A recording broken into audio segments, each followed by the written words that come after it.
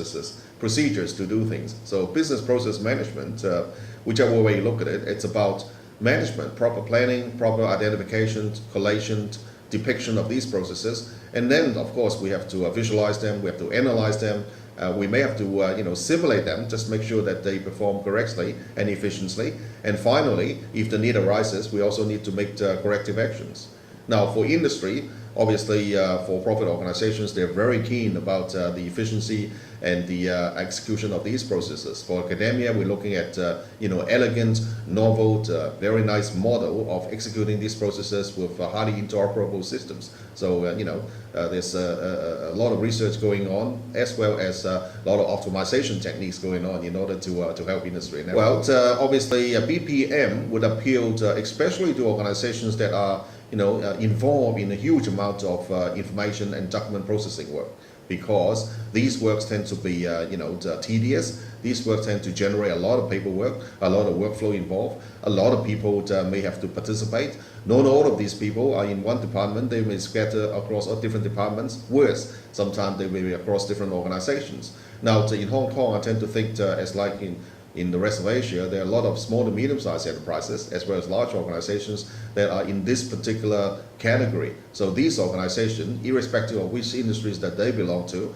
I believe they are key targets of doctors for BPM. I started looking back maybe 10, 15 years ago. We have firstly what we call BPI, which is business process improvement. I mean, we still have that.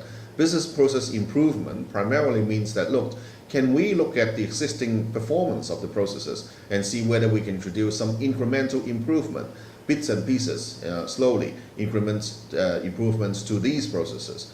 And then we have a second era, which is basically called business process innovation. And we have Gary Hamel and other people advocating a look, don't change processes, obviate them, redesign the whole thing, business process re-engineering. We are looking for innovation. We're looking at new ways of doing things. Now we are in the third era of BPM, according to Howard Smith. BPM, the third wave. We are trying to enable not just top-down, but also bottom-up, empowering our business users, everybody in organizations, to dynamically assemble, disassemble, construct business processes, both at the organization and the group values. So therefore, together, we have more dynamic business processes, and it really makes the organization far more agile. With globalization, lots and lots of factors, change in demographics, brain drain, as well as the change in the nature of work. We are all involved in the transformation to a knowledge-based economy. Work is becoming increasingly unpredictable,